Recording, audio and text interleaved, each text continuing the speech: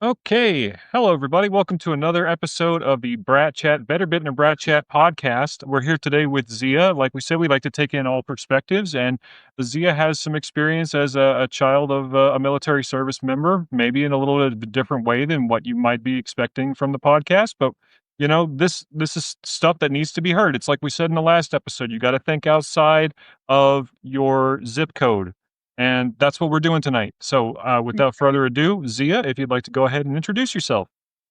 So much, Jesse and Amber, and I'm really happy to be here today and talk about my childhood. And my name is Zia Jabari, and I started my first. I was born in Afghanistan, and I'm the son of proud military man who served for 30 years in Afghanistan.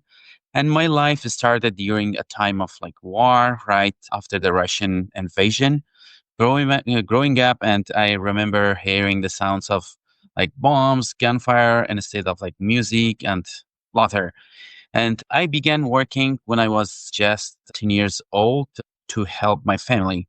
And even under the Taliban regime, when education was nearly impossible, I refused to give up, and I studied like secretly, always believing education was my way to freedom.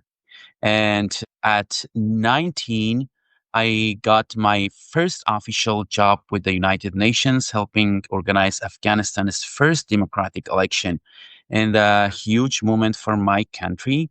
Then I served with the US government for over a decade, facing danger, but also learning what hope and service mean to us. And also when I came back to US, I started from zero again. New country, new language, new life. But I worked my way up, became a business advisor with an organization called Business Impact Northwest, where I served for 3 years and helped small business owners achieve their dreams. Now I'm a proud US citizen, a husband, and a dad of three amazing kids. And my journey started in war, but led me to peace. And I'm grateful every day for that. So Zia, I have to ask you, are you reading off of a script? No. Okay. He's just very well spoken. It's not Uh, surprising. exactly. No, that's what He's I was well educated. wondering. He's well spoken. It's all good. Yeah, Oh, since Amber told me that I listened to a few other podcasts, and I was like, let's prepare to talk about what's happening in my life and all that. Mhm. and I thought it was very poignant that you said your history starts with the Russian invasion in Afghanistan, and that's actually you know, anybody who is unfamiliar with that history, I think the easiest way, the easiest popcorn American way to learn about it is just to watch the movie Charlie Wilson's War, even though that's a bit more of a glamorized take on how it all happened.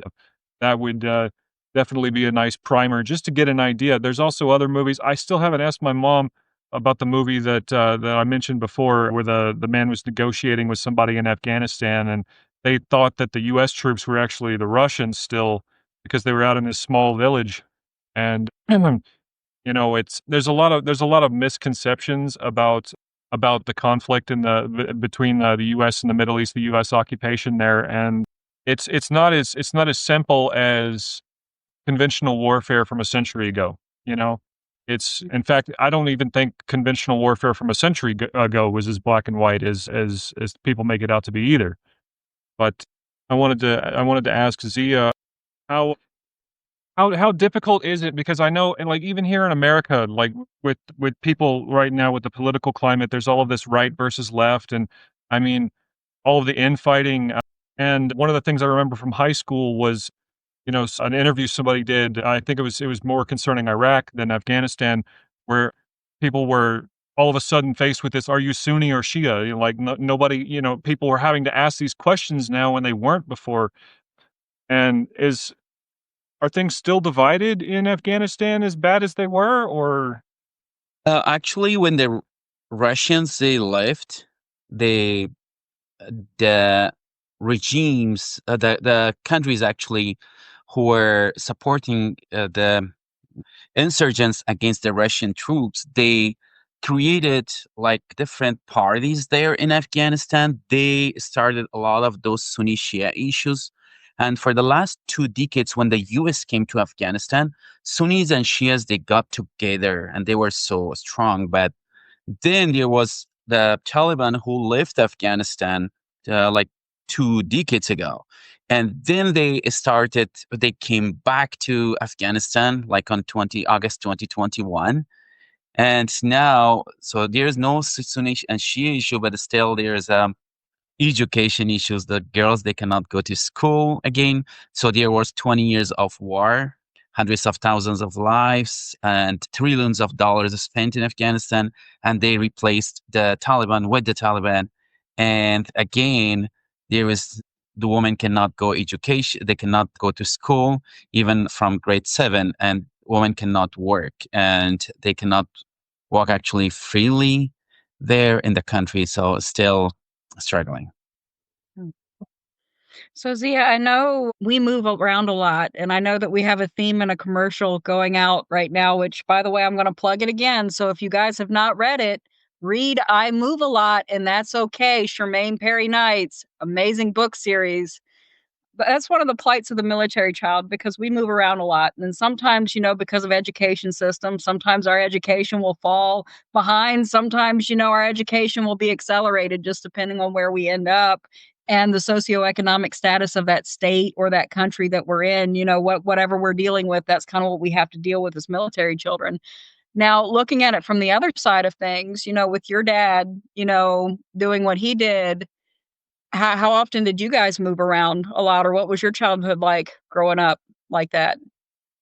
Um, it was very tough. As I mentioned, we had to move provinces to provinces, like regions to regions during the 30 years. And there was, as I mentioned, war. I didn't know what the meaning of peace is. And still there are people that they don't know it because it's 40 years, like British attacked Afghanistan, Russians attacked Afghanistan, and then US came to Afghanistan. And again, there is a drama going on now that the President Trump wants to go back to Bagram Air Force, and they're asking to give that back. So it's still, yeah. But regarding your question, we were moving a lot to different provinces to follow where that is going, and sometimes when we were not able to go there, and we were staying to somewhere to be safer that people did not know where my dad is. So Yeah, Well, I it's think understandable. that's one thing that we can kind of relate to is having parent because my father was with the Defense Logistics Agency, and he went to places like Afghanistan and Iraq and Kuwait and even down to like Congo and South Africa, the Democratic Republic of the Congo and South Africa, Cote d'Ivoire, and it's just, he would go on these trips and, they have all these contingency plans, and my mom would kind of tell me, like if your dad gets captured, this and that, and it's one of those things that it's terrifying as a child, and it stays with you, because Right. no matter, and that's the thing that I really want to say here is like the political climate between all of these different regions and countries and conflicts. I don't care about that. What I care about are the people that were involved, their families. A lot of these people that were involved with the military were so out of necessity. They didn't really have that choice, and we were all caught in the middle as kids. And it's just it's great to be an adult and to be able to look back on all of this and really tell the story from our perspective and kind of just illustrate how that impacted us as later in life as adults. And I think, as bad as it was, as terrified as I was, and that's the thing is I don't take for granted that my terror was nowhere near as bad as even peaceful places in other countries because of the socioeconomic situation that I was in living in Europe. Even then, I can't imagine. And I kinda lost my train of thought because I started to get a little choked up. But That's okay. Like I said, we all have those collective experiences, and that's why I think it's important for everybody to get together, and the fact that we can actually talk about these things, right? Because right now, even in the media, you see everybody yelling at one another. I don't know why I feel like that. I feel like a kid with divorced parents right now. I know that's weird, but if I had to say, like, with the state of the United States, how I feel like a child with divorced parents. I know that's weird, but when you think about it and you think about everything we've been through and everything else, and then it's just kind of like, hey, we were valid, right? And the things that we go through are valid. And so, like I said, this is important and shared spaces are important. And with everything going digital and AI, you lose that human connection, right? And as military brats, that's already hard for us because we were raised kinda, I mean, we had human connection, but some of us had very little human connection depending on where we were, it just depended on the situation. So it's all kind of a double-edged sword either way you look at it.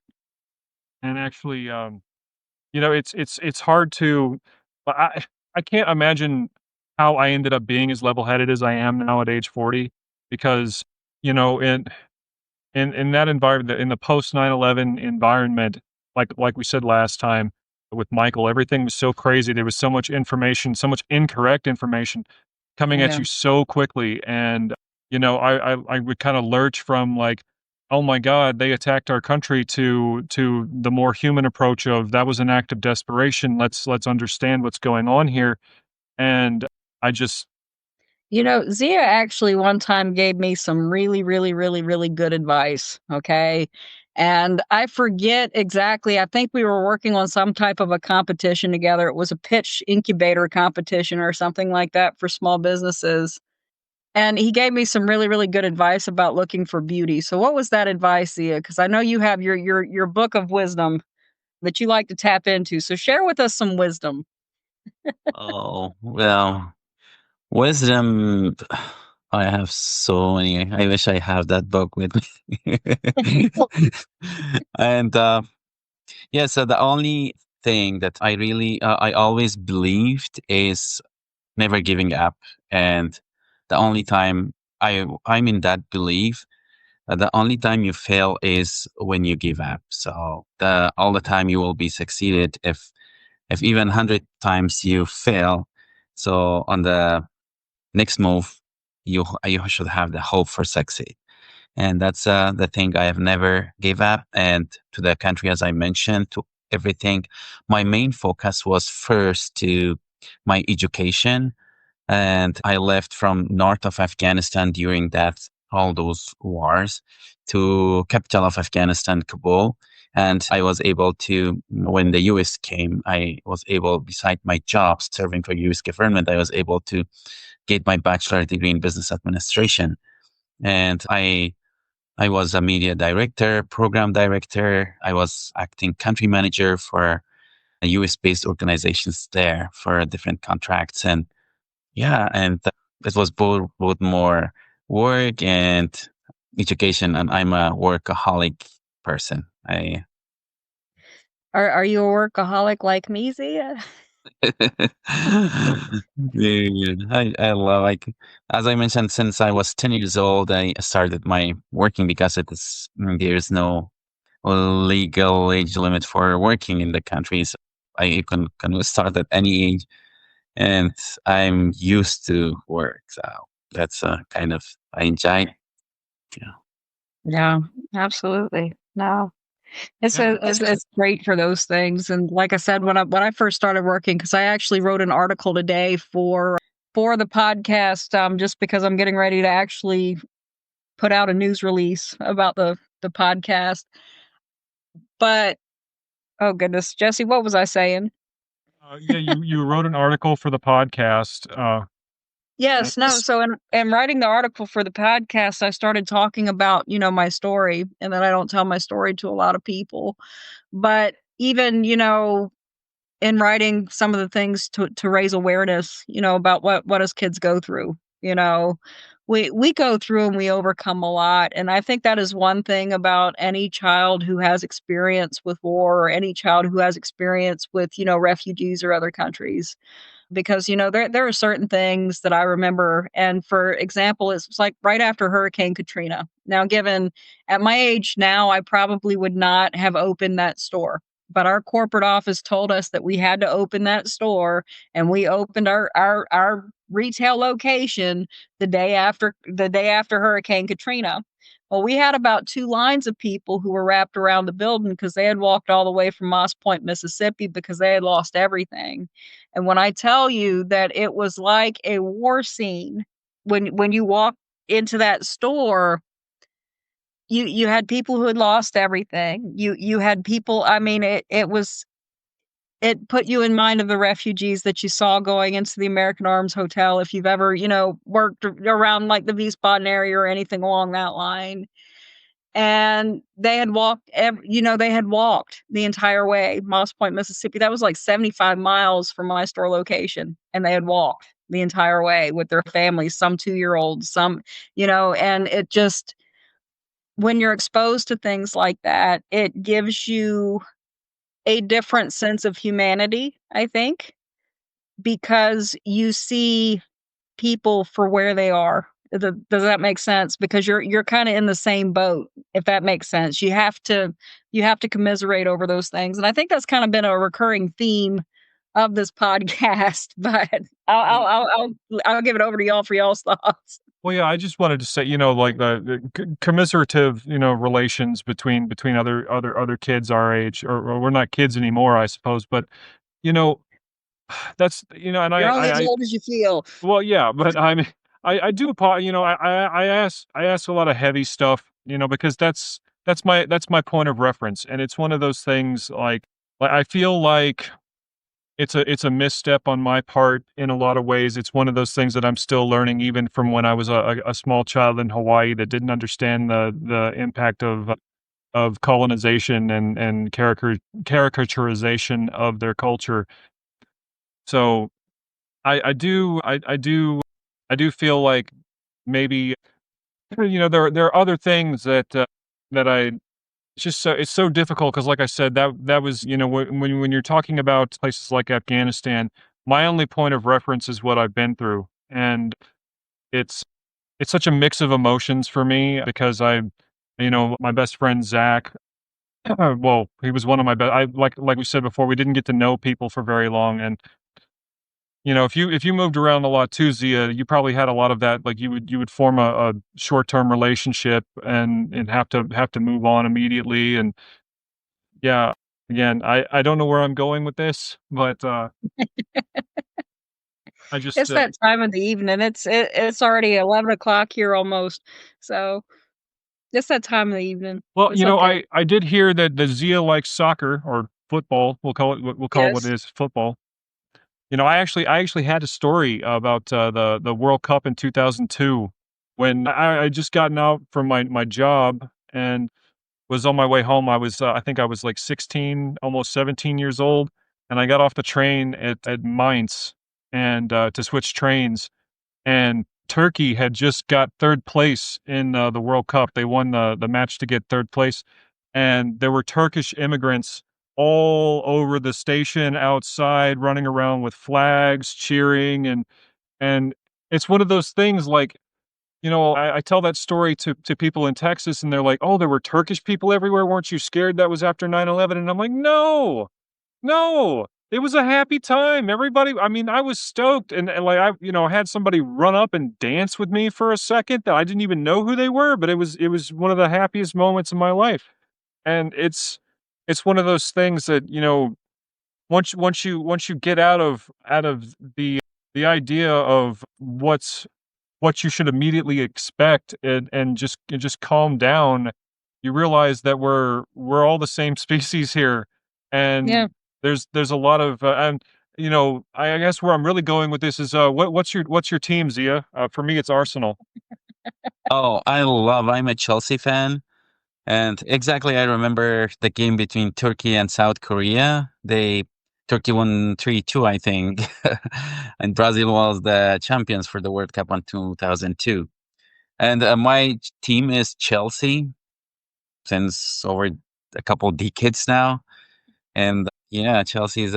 mm, I I attended in some interviews at the Premier League studio as well, and I was talking about Chelsea, and there was some predictions about the Premier League games between Leroy and me. Leroy was able to one of the soccer experts there, and he was predicting and winning everyone. And when I started prediction against Leroy, and I was able to win Leroy by 9-7 in my predictions, and one of the good memories from that as well. So yeah, Chelsea is my team, and Arsenal is doing great this season as well.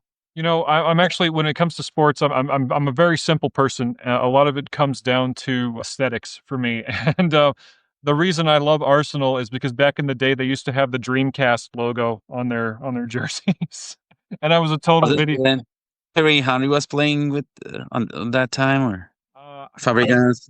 I don't remember. That was back. Oh, it was about 20 years ago. I don't know. I follow the Bundesliga as far as the, Mainz and Oh yeah. those. Yeah. You know, Sometimes I'll put an ear to the ground. I don't follow soccer that much. I don't follow a lot of sports. I might need to get into some more sports. it's been really difficult, like, when I was in Texas, you have to pay a lot of extra money to get any kind of like, the Champions League or any of that. It's really and, like, ESPN, like, I got ESPN Plus because I wanted to follow Formula 1 and Champions League, and I clicked on Formula 1 and it said, "Sign in with your cable or satellite provider," and I'm like, "I just paid you." You know, no, so I went to Champions League, same thing. Sign in with your cable or I'm like, "What? Why am I paying you?" Like, I don't know. I usually only watch sports for the wings and the beer. I'm not gonna lie. well, That's just and the celery sticks. You have to have celery sticks, otherwise it's just not good. like, for American football, I didn't have the guts to admit to Michael last night. Like, my favorite is the Buccaneers because I like the pirate flag logo. That's Yeah, that's basically that's it. okay. I mean, and, I That's why I liked Anaheim for the longest time. Their hockey team was because of the Ducks. The and so, yeah. that's one thing, like, sports is universal, you know what I mean? It's like the intensity of combat, but with the good nature of a fun game, and, Let's hit you with a wooden stick for fun. Yay. no, no, I feel like, I wish the US liked soccer more than they do. It's really Yeah. underappreciated. It's becoming more of a thing here, especially in Texas, and a lot of that, is the Hispanic influence, obviously, but You know, even in places like out in West Texas now, up where I lived, it's becoming more influential with the young people, and I just feel like, you look at the Super Bowl versus the World Cup, and, like, it's not even remotely comparable. The World Cup has way more people watching than the Super Bowl could ever dream of, and I feel like almost like the way to world peace is through soccer on some level, you know? And music. That's the other Yeah. thing. Shout outs to Vinyl Junkies, actually, because I've been catching a lot of their shows on Twitch, and he plays a lot of world music, specifically, there's one record label that he's been buying a lot of vinyls from, Habibi Funk out of Turkey, and just amazing stuff that you're never gonna hear, again, if you stay inside your own zip code, and So Zia, what do you miss the most about home? Family, food, environment, friends. What type of food? Oh, We're all foodies here. We all like food. Oh, yeah. everything is organic. Everything there is organic. You cannot find anything other than organic foods there. So Well, no, I and remember you showing me pictures of you making lamb kebabs or something along that line. It might have just been the lamb skewers, but it looked absolutely amazing. It absolutely did. go But, and choose the lamb, fresh meat, and then you get it and you make kebab yourself, and everything is very good. So the foods, yeah, kebab is very famous there, and Yeah. And I may have to hit you up for some recipes, or no, maybe not even recipes, just like a seasoning profile. Like, typically, what kind of seasonings are used there? I mean, I guess I could just Google it, but I'd rather have a conversation with somebody who's awesome. So, mm, He is for awesome. for That's right for the kebab, show. for kebab, what we do, we get the fresh meat and we cut it in small pieces. Then we put the onion water. We get it. We put with the meat and some garlic as well, and we leave it for like all night. If we plan the next day, we get it one day before, like 24 hours before, and then it becomes so soft with the onion water and garlic. Then the seasoning, you can put everything like black pepper, anything just you like. But the important one is the onion water and the garlic there. Oh, yeah. I don't know, you just telling me about it, I can smell it as you're describing it. That's why I've always loved to listen to you describe food, Z, I'm not gonna lie. Because you're like, "We were making the lamb, and then we took the lemon juice, and we put the," and I'm just sitting there going, "Oh, man, I'm hungry." Like, I'm hungry, I'm thinking I want some food. so one of the things we've been talking about is holidays because we have Halloween coming up, and Yeah. one of the things I wanted to talk about was what kind of holidays did you celebrate, if you were able to, and tell us a bit about those and how that ended up working out because of your relationship with your father having to move around a lot. Was it how were the festivities? So we have three very famous and big holidays there. One is the New Year that goes actually in north of Afghanistan that goes for 40 days. 40 days, the people they celebrate that's coming of the spring. People goes to the mountains and everywhere and they celebrate it very well. So by coming the Taliban, so now that holiday is gone. So now there is another two big holidays that's called Eid, and it's for 3 days. That how it works is before with like hundreds of like 1,000, more than 1,000 years ago, or maybe more than that. I don't remember. So there was no phone, no communication, and the reason this holiday was because you don't know about the families and friends that how they are doing, are they healthy, what's going on with them. So you go without any appointment there and just go. For example, I can go to as many friends as I can. I go knock if they are and they are home. We go and sit, we eat snacks and talk with each other. So that holiday is just going to each other's. They go to another family. So it's like that. That's a beautiful one. And there we find out sometimes the people are finding out, oh, somebody is sick or somebody is in need of something. And it was more a holiday plus knowing about the situation of the family and friends. And another comes right 2 months after that. If you remember, that's called Big Eid, and that's people they slaughter animals. And what they do is they divide.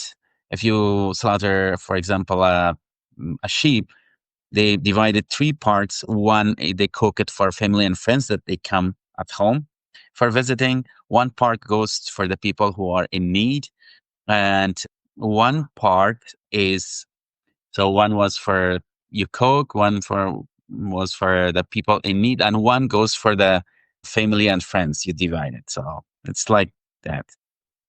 Absolutely. And so I know that this is probably a weird question, but I always like different traditions from different holidays. So to give you an example, I don't know, Jesse, do you remember Hexennacht? I don't remember much, and I do not remember that. I'm sorry. No, so Hexennacht was the one night of year that the German people, they gave their children just the night to run around crazy, and so you never knew if your trash can was gonna go missing, Oh sometimes yeah. your car would get egged, you know, things like that, and that was, like, kind of their version of Halloween. It was just one night, like, the parents locked the door and said, "Kids, you do whatever you want, like, you can't get arrested," and, And it was just one of those types of nights, and it was just like a big prank thing. Or then, you take the shoes for St. Nicholas and you put your shoes out beside your door and they fill your shoes with candy or they fill your shoes with coal, that those sorts of things. So what types of traditions do you have that you do for holidays?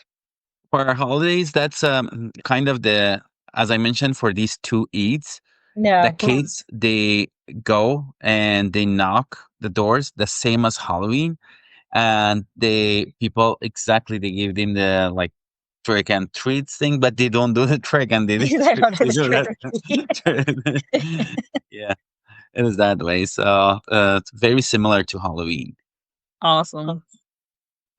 Oh, it's always a good time to think about holidays and family and things like that. And like I said, when you're on the road, you kind of make family, where you're at. And I can't tell you how many times I've spent at the DFAC with many people of many nationalities, many, many different religions, just shooting the breeze over a nice meal. And when you think about Thanksgiving, it doesn't matter, why why they did it. It's the fact that they did, right? It's that community. It's that building community, building camaraderie through food, through collective experiences, through shared traditions. And I think that's the real true importance, of holidays and to have holidays, just as a civilization and as a people, it's super important. Regardless of belief, you have to have those celebrations and those traditions, especially for the family unit. I think it's super, super important. And yeah, I honestly I wish there was some way because the What's your No, I was gonna ask you, so what's your favorite American Thanksgiving meal? I Since love since this. you've been in the United States, what is your favorite United States? What's your Thanksgiving staple? That's the turkey. Even we were celebrating that in Afghanistan, and that was one of the best ones because I was working with U.S. government and all the US friends that they were there and colleagues. We were celebrating that together. And that was one of my favorite ones and still. So at least once a year, you remember who did what for you and you have to be thankful for that. And if that's family, friends, colleagues, anyone. So that comes to your mind. So that's one of the favorite ones for me. And we were always getting a turkey and cooking together and eating. Yeah. Yeah. No, it's like I said, that's important. I know you've sent me pictures of the parties that you've had where all of your friends and family are gathered around with the kebabs and everything else, and I just look at it going, "Man, that looks like good food." Like, you just always look like you're having a good time in your pictures. well, yeah, I one of my favorite things about growing up as a military dependent, when I was in Japan, the Oban festival, okay?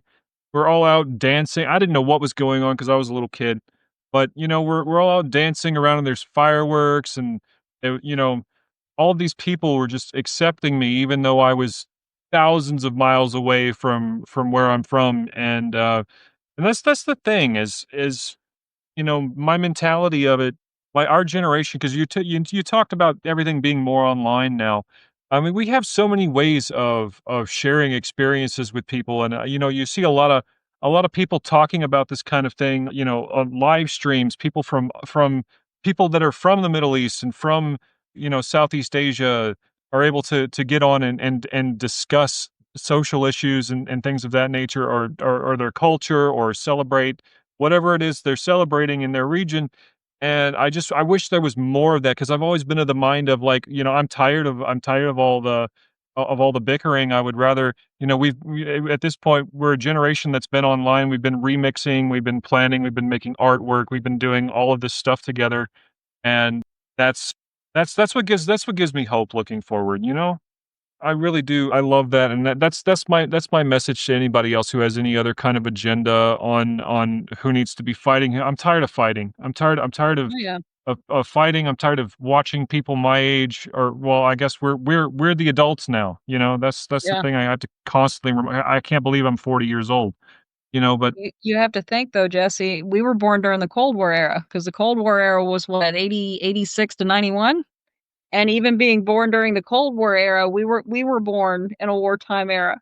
So when you look at it and then you look at everything that, then broke out, okay, so then we go through the Cold War, everything's great, and then all of a sudden we have, this skirmish, which then you had like the Gulf and everything else that was going on over there, and then we had this, and then we had this.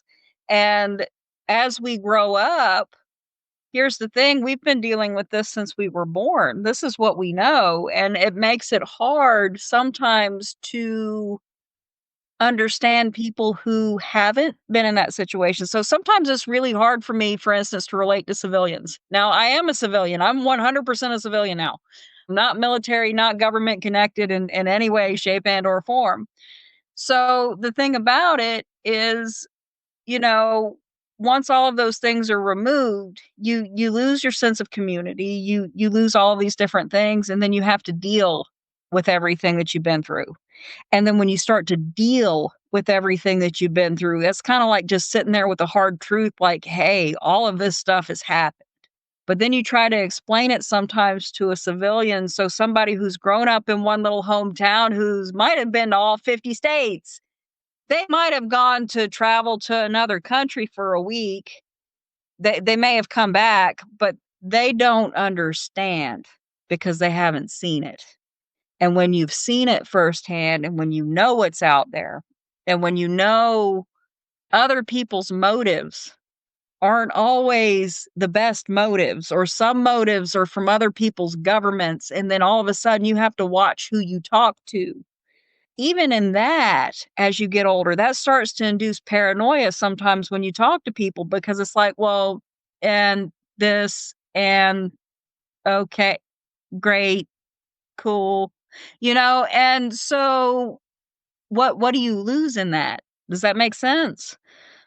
It affects us it affects us all as we get older, and we all have things that we deal with, It's just it's one of those things. I hope that thought made sense, because I feel like I just rambled a whole bunch there and went off No, on a weird tangent. you do have a I have a weird way of thinking sometimes. My thoughts are sometimes scattered. no. I one of the things I wanted to ask you, do you are you able to communicate with your family regularly? Are you able to see them often, or We always talk with them over the social media like WhatsApp and all that. But I was able to go last year on May and visiting there with the presence of the Taliban with a U.S. passport. But just they announced that they don't do anything with anyone, so now people can travel there. But you don't know. It's recommended not to. But I had to take risk because I haven't seen my family for years, and I have an identical twin still there living. So. I miss him a lot, and that's why I had to go there and visit them. Absolutely. and I can't imagine. What that was the one of the hardest things being. Like I said, I haven't been tested, but I'm fairly certain. And Amber says nobody's surprised that I'm on the autism spectrum. He tells that to everybody, and I laugh every time he says it, because it's like, Jesse, if you go off on a rant about music, everybody knows you're autistic. Like, you don't even have to say that to anybody anymore. Like, we just know we love you, okay? So just let it go. Just let it go. So my thing was, moving to Japan at age 7. That was the traumatic separation, basically, for an autistic child, and that has an impact on their behavior, their ability to learn, and I spent the 6 years after that just really just wanting to be back home with my family. And then when I finally did get back home to be with my family, my grandmother that I was closest to, she died a year later suddenly. And again, that's another traumatic separation. I remember when we came back to visit, when we lived in Hawaii, we came back to visit, and then when we left, I was crying. I was so upset. And then to finally get back to my grandmother and have her die, and then we immediately, like a year later, moved to Germany, and I handled it a little bit better as an older person, but I still had a lot of issues. And I I granted, I've never been separated to the degree that you have, Zia, but I can tell you, I understand what it's like to you have that image of them in your head that's so fresh. You can see their face, you can, you know, you could it's like my grandmother's I could smell the inside of her house. Like, I would think about I could just smell, like, her perfume in the house, you know? And it's one of those things where your chest just feels heavy and, but it's like I tell people who've lost somebody, when you lose someone, what you don't lose is you don't lose how much you love that person, you know? And that's what keeps me moving forward when I lose somebody or when I have to be without someone, and I've been long distance with my partner for over the course of 5 years, and I finally have gotten to move to Canada, and it's, social media, Discord, things like that were all we could do, and, I'm seriously praying that you and your brother get to be reunited sometime, and, I mean, especially if he's an identical twin. I know that there's a very strong bond there that people will never understand, because it's like you're looking at literally another piece of yourself, you know? Yeah. And yeah, do you have any funny stories about anything you and your brother did when you were kids?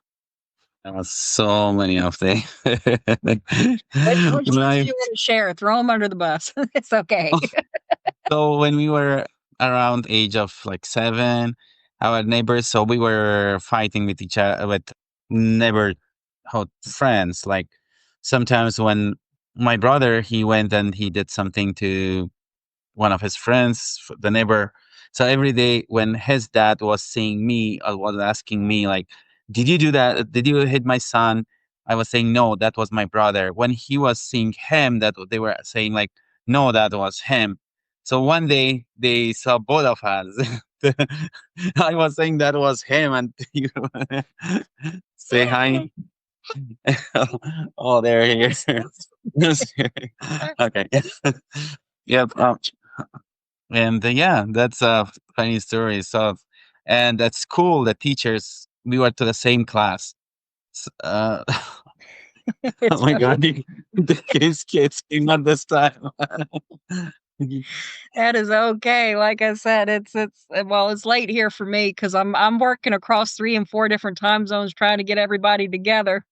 Because, like I said on this podcast, I've just wanted to share a bunch of different perspectives. So, Zia, I have really appreciated you taking the time to do this today.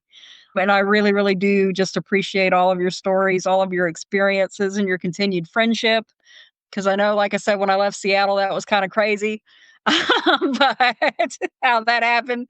But that's part of the military life, right? Because one day I was there, and then the next day it's just like, I gotta go. There I was.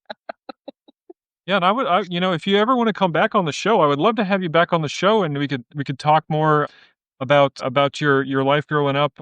I mean, like I said, I would love to hear more funny stories about you and your brother. I know twins get has a my one of my friends has an identical twin, and, he anyway, he would, take certain tests for him, show up and like, "Oh, yeah, my name is Judah, and I'm gonna take this test for, Judah," and meanwhile, the actual Judah is somewhere else, like 2 towns over, doing something for his brother, and just but yeah.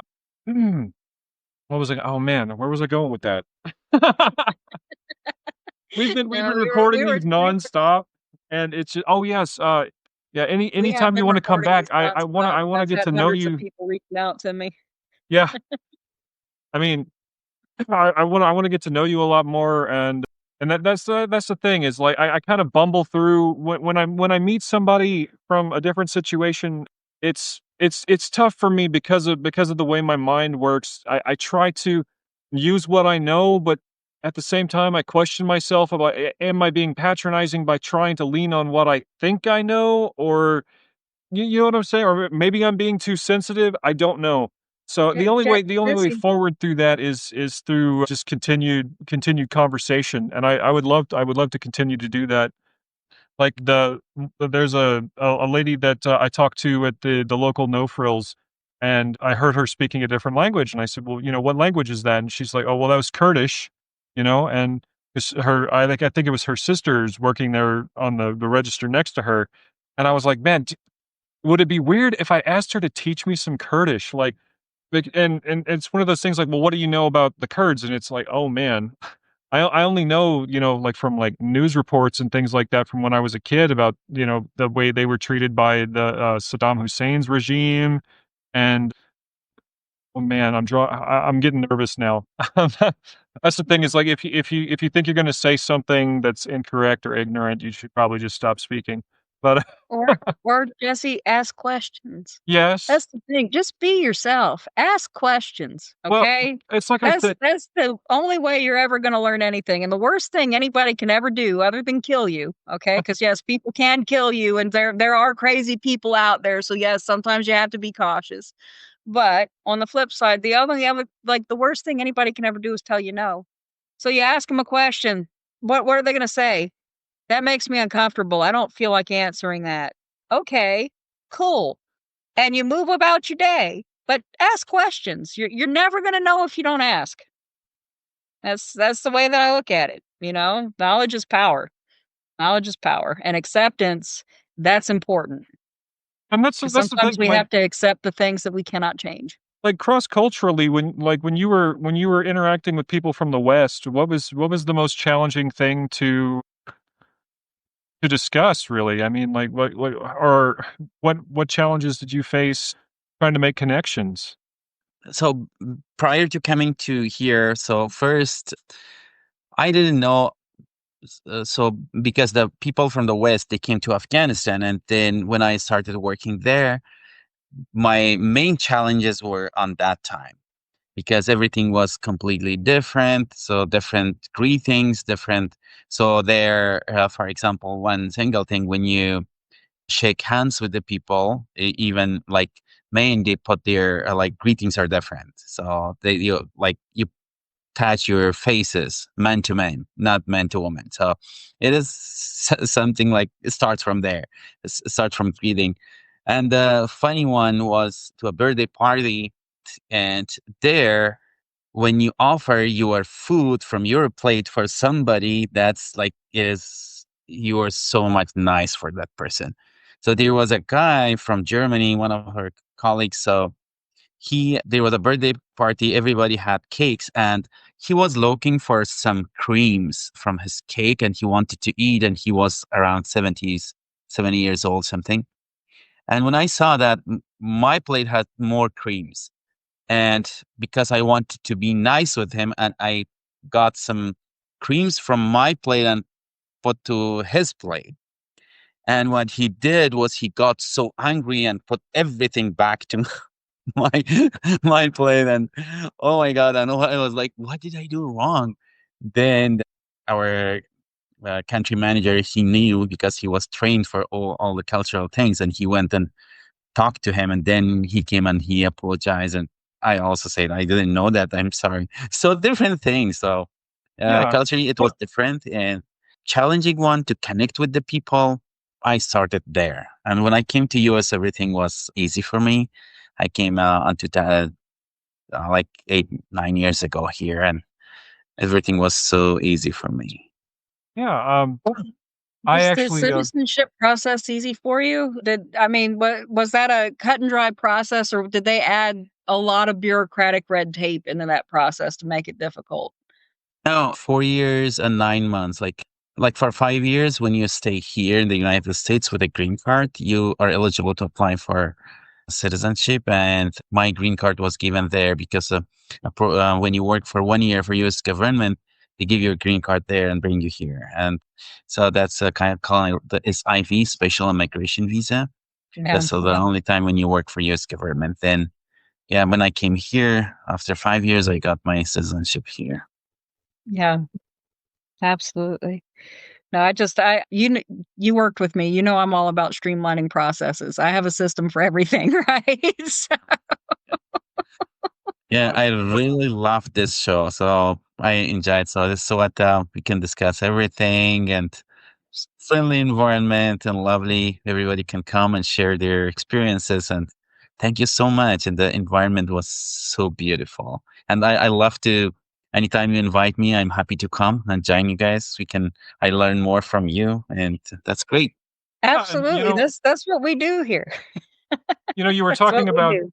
about interacting with food, and that it made me realize, trying to figure out these things is something that I've already experienced.